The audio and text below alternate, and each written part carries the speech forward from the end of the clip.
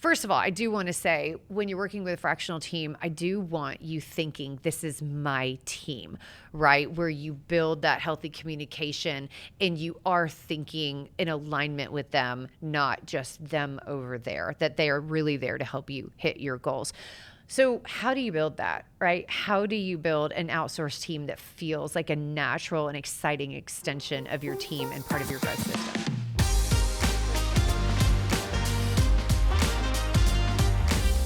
Hey everybody, and welcome to the Marketing Blender Show. I'm Dacia Coffey. And I'm Daisy McCarty. Now today we are talking about how to make the most of a fractional marketing team. So I think it's probably important, first of all, to talk about what the heck that is. So fractional marketing team. Daisy, let's talk about what is that and when would somebody choose an outsourced team? Sure. So people are just getting familiar with the term fractional CMO or fractional chief marketing officer.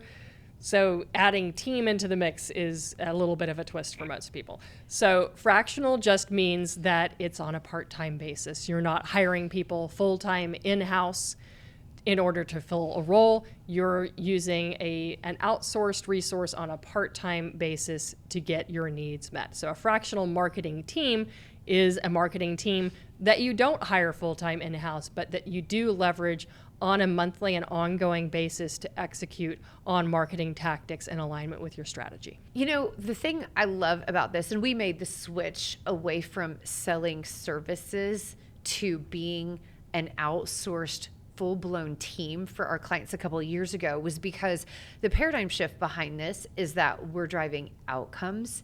We're not trying to protect the specific service that we sell. So social media agencies, guess what? Always believe you need to do social media. SEO houses or digital primary agencies want to sell pay-per-click services in SEO. But when you've got an outsourced team where there's a mix of capabilities all aligned around this goal, there's some agility to be able to, shift, read the data, be honest about what's happening, and shift tactics and build that system that we like to talk about versus I stay in my lane because I'm being paid to do social media. And instead, an outsourced team really is putting your goals at the center of their deliverables, not the service that they want to sell at the center. So that's one of the things that I think that paradigm shift is such an important component of this type of team. And that's a great distinction between a marketing agency in a traditional sense and a fractional marketing team. I think the other differentiation it's important to make is, well, why would I do that versus hiring my own full-time person in-house? I'll get a marketing generalist, I'll get a marketing manager or a director or a marketing person to do all the marketing stuff for me. And what I would say to that is, for the same amount that you would spend to hire one marketing person in-house who is going to be good at most at a few things, you can hire an entire fractional team made up of nothing but experts who do their area of specialization all day long and who are very familiar with working together with each other and collaborating with others to achieve the outcomes that you want. I agree. I mean, I love how you said do the marketing stuff because we actually hear that terminology. But if we break down the marketing stuff, we're talking about strategy and planning, which is the ability to zoom out and think creatively. That creative campaign that moves into how to get people's attention. Maybe some of the stuff is around messaging. Now, again, this is strategy. Another component of stuff is copywriting. Somebody who's brilliant at the words. And sure, AI is out there to accelerate and create efficiencies, but it cannot write amazing, attention-capturing, thought-provoking copy. Another one, graphic design, digital marketing. Here's the deal about digital marketing, you guys. It's a deep skill set that requires a high level of analytical thinking that is very different than what a graphic designer frequently brings. Social media is its own beast, automation, email, conversion, landing pages, web development, photography, videography, editing. We could go on and on and on, but even the natural giftings and personalities behind all this stuff are so diverse. But here's the one thing we're all good at. We're all great communicators. We were trained to be great communicators. So it is difficult to hire the exact right marketing person or generalist that you need unless you have gone through a pretty extensive level of experience and thinking to go, what do we really need? What is the doing that has to stay in-house? What's the impact? What's the ROI? And does it equal a full-time salary in a single person? So, and we have a full episode just about hiring a marketer, which goes deeply into that. But what I would say is for everything that we just talked about, each one is its own area of specialization that takes thousands of hours just to become competent at. Agreed. There's no superhuman magic marketing unicorn that can do all of the things. You have to have a marketing team. Not even us.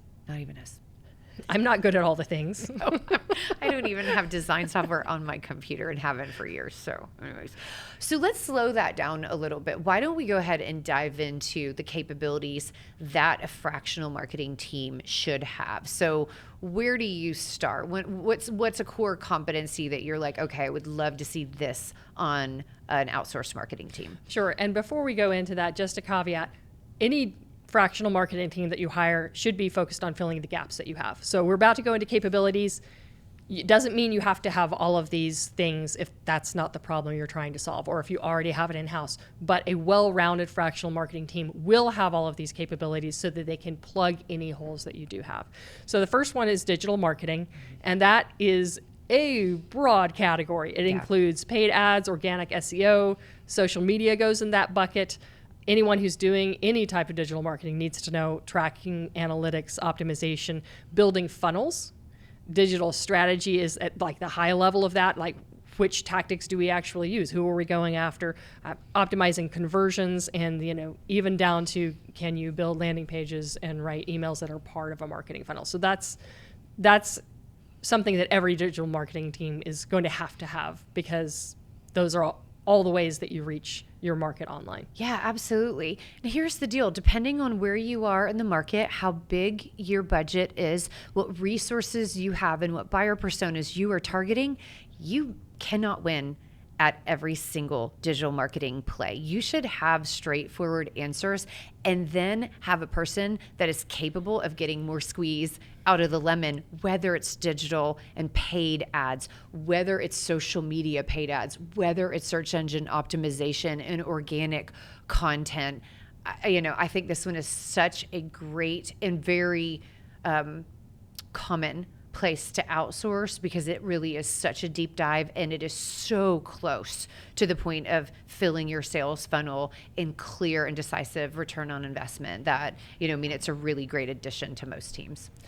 I would say the next bucket is probably creative copywriting and content. So what does that encompass? Because that's its whole bucket of services by itself. Right. So now we're starting to overlap because digital marketing always is supposed to have great landing pages and great messaging. And so then what are the components of that? Is it going into a marketing funnel? Is there email nurture there? What does the website say? Is it accurately conveying our positioning and serving the market? I don't even know how you get out of really amazing copywriting. Actually, our CMOs frequently own a major component of copy in addition to working alongside of copywriters because this part is so pervasive and so important because this is literally about how do you convert interest into inquiry and inquiry into action and action into business. Copy is just at the center and it's everywhere.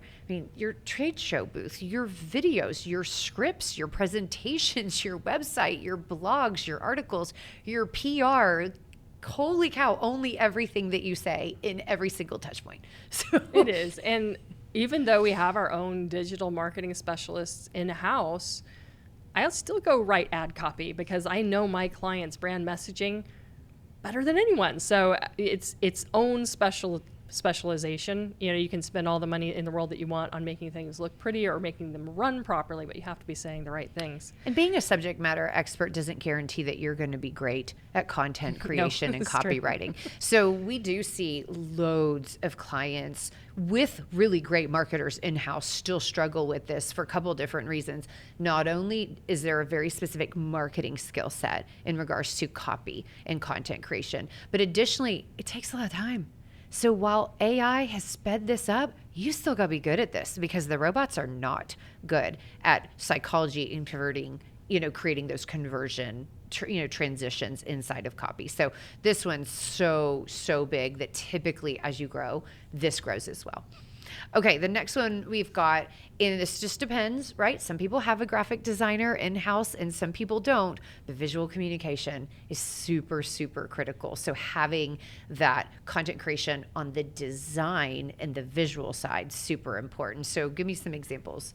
Sure, and there is a difference also between somebody being a graphic designer and someone knowing how to do print, or knowing how to design a trade show booth, or even knowing how to design for a website versus individual pieces of content. Yeah. Also, if our clients don't have a brand style guide, then when they hire a different graphic designer down the road, guess what? Everything changes. Nothing looks the same as it did before. Or, you've got salespeople who are making their own PowerPoints that have nothing to do with the branding for the company. So yeah, creative design around website, ads, social media, presentations, and then the overall brand identity. Oh. All of those come under the creative design bucket. It's so hard when you're not an artist to understand the structure of branding, and to where you might go, oh, well, I like this icon and I like the logo and I like the color scheme, and why does it look like a sloppy mess when it's all put together? And we do see that because without a style guide, it will deteriorate and start to look less professional than you had once hoped. And that creative direction is so critical, making sure that it's really locked down and hold its value. Now that does naturally lead into photography and videography and content creation, not just the design of it, but literally the human aspect, the real world aspect of it. And gosh, stock photography is fine. It's fine. We all have to use it sometimes. But holy cow, it's just not a substitute for telling a real story with an amazing photograph or a really well done video. It is. And not everybody with a camera is a photographer. Not even everyone with a video camera is a videographer. Even an iPhone, even a Pro. No. Yes, and it's less about are they using the specific equipment that you would use, but are they someone who can understand what story you're trying to tell? Can they storyboard? Can they understand how to do pre-production? How are they going to set up the shoot so they get the most out of it? Do they know what to do with the video afterward? I mean, there are a lot of people that can shoot video, but they don't know how to edit it. They don't know how to produce it. They don't know how to incorporate all the brand elements. So you end up with a polished piece at the end of the day. Yeah. It's easy to spend a lot of time and money on photography and videography and then have it sit on a drive somewhere because you don't know what to do with it. So when you're working with a fractional marketing team that includes photography and videography, they're going to be telling you these are the places where it matters to have it professionally done, because not every social media post needs to be shot like a auto showroom commercial. Yeah, we work with iPhone photos all the time, and it's fine. But it is about the editing and the storytelling. Where's the impact going to come from having it done properly? Yeah. And then making sure that it gets all the way done. So you're like, I'm super happy with the finished product. This is ready to go. Yeah, absolutely. Love it. And then website development, of course. And there's a wide range here, which there really shouldn't be, but websites are built on a lot of different platforms. Hopefully the people listening, their website's built on WordPress, which is a little bit more straightforward, but plugins break, technology changes, things haven't been maintained or upgraded. Having a web developer, even if it's just to troubleshoot. Now, we rarely see the necessity in having a maintenance package. Yes. I find that funny. I'm like, whoa, what does that mean? I mean, talk about killing and turning things off. That one we turn off a lot because we just see, well, it's only $500 a month, or it's only $200 a month. For what? What are they doing? I want to know. But there's always a point where eventually something breaks, where we really are adding something important, where we really do need the structure of the website fixed, improved, and it's a pro. And that is one skill that I have never deigned to learn, don't want to. It's so overwhelming to me. And I mean, it's just such a talent. And so that one really is important, especially if you have a website that you can't easily change or that you can't easily add landing pages. You should be able to. Yes, you should. But we run into that a lot. That comes to the point also when it's time to develop a website. Yeah. That's when you need to have access to a professional developer as part of your marketing team, not as they're separate. That's our web hosting company that does all our website stuff. No. Website hosting, Totally. They should keep your website up and running. They should troubleshoot minor stuff. When it comes to marketing and branding, you need a website developer who's part of the fractional marketing team and understands the purpose of the website is not to just exist. It serves a purpose as part of your ecosystem so that your user experience on the website is developed correctly so that your marketing can actually do its job. At the Marketing Blender, we have fractional CMOs and outsourced marketing teams to drive your success. The two most common problems that we are approached about is how do we break revenue plateaus and accelerate success, or how do we attribute marketing to revenue impact?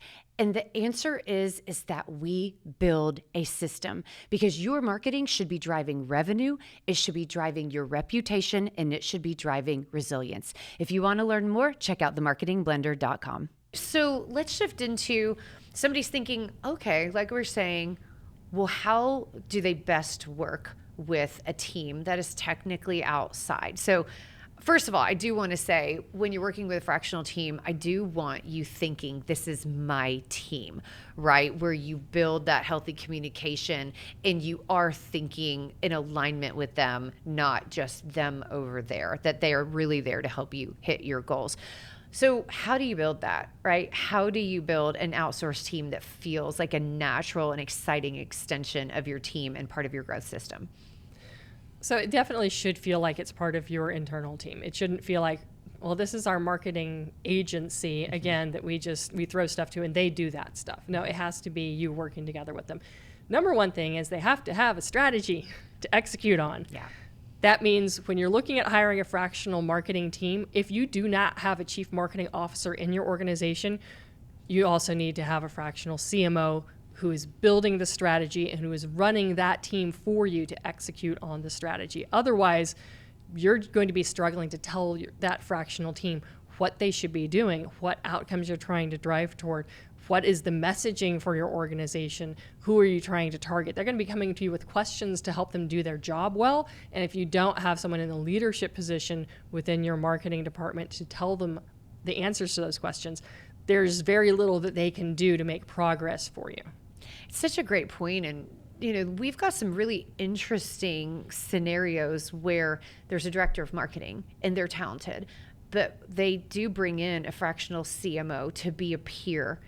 And then together, they're working together. There's some healthy mentorship of that developing leader that's in-house. And we're helping to manage a freelancer. And we're helping to manage the nephew or the legacy agency that they've just kept on that's doing a decent job. And, and you've got this distributed outsourced marketing team. It can be really interesting, and you've got to have somebody that's comfortable making sure the left and the right hand knows what they're doing and totally aligned with the strategy that was documented, approved, and in place, exactly like what you said. So what's the next thing? And actually, before we move on to the next thing, that's very different than delivering things or taking orders, because in that type of environment, there is proactive progress to execute your marketing plan. That's what we're talking about, not a scenario where they go, well, what do you want us to work on next? No to the no. They should know.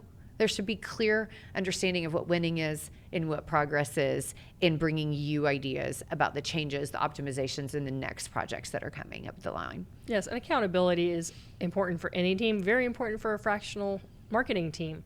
If you have an outsourced marketing team, they should know what outcomes they're driving toward. Yeah, exactly. You shouldn't assume that they know. It should be documented. These are the outcomes, and each person on that marketing team has their role to play. Yep.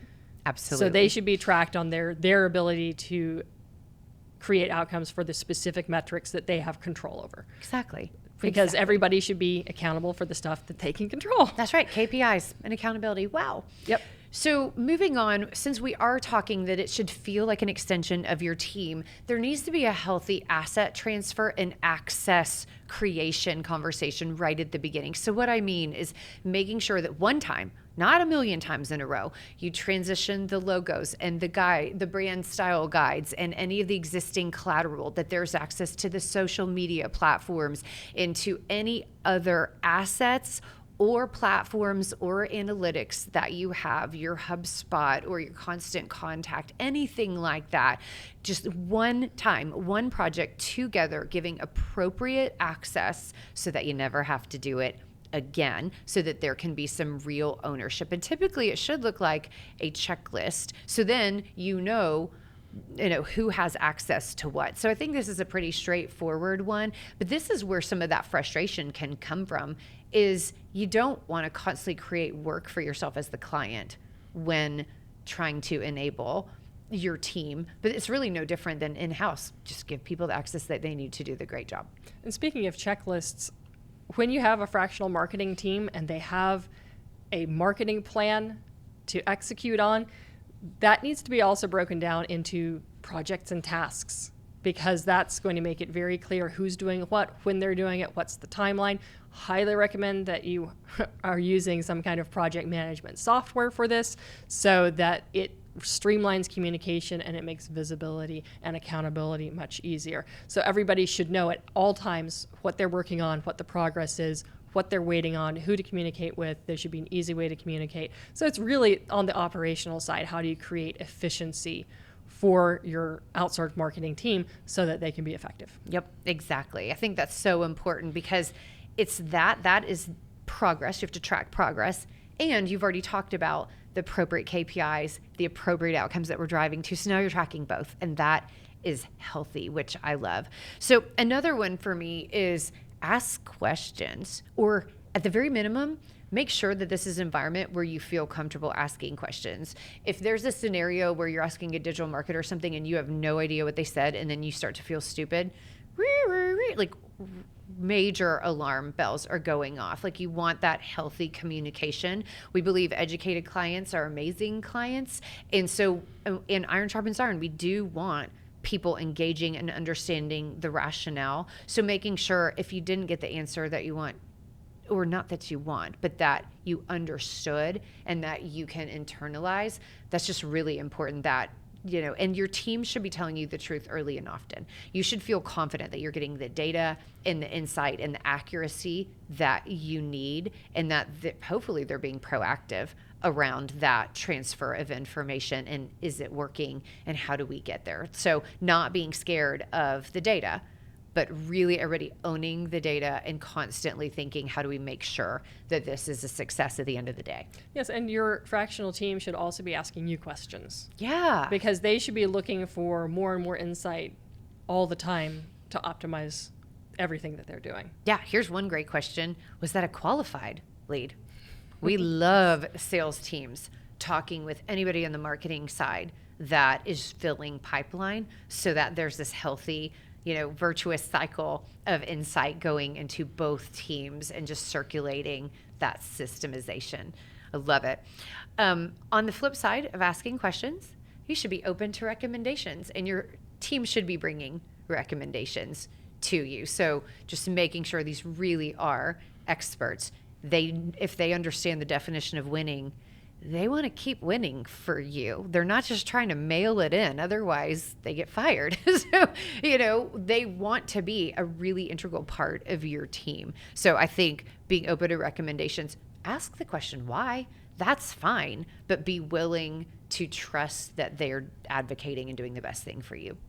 And to that point around trust, marketing is, to a large extent, experimenting and figuring out what works. Absolutely. So even when you've got the best of the best on your team, it doesn't mean that they 100% know everything that's going to work the first time. No. Marketing is testing. So be open to that. Understand, what's the timeline for this test? What are we going to learn from it? And be willing to put the budget toward it so that your team can get better and better results for you over time. Yeah, that is the staircase to success. Test, learn, test, learn, test, learn.